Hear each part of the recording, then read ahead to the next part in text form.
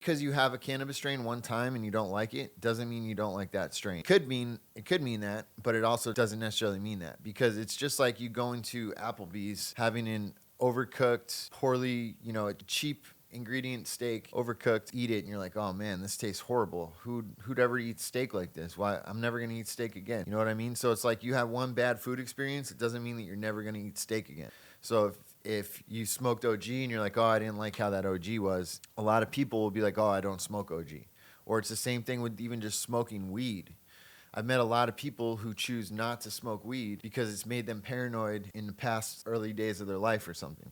And this kid specifically, it's shown that different types of strains as well as cannabinoid system all interact differently. So you have a different effect. So them feeling paranoid back in the day could have just been some cheap weed or some weed, the wrong strain or wrong type of smoking method, the wrong environment.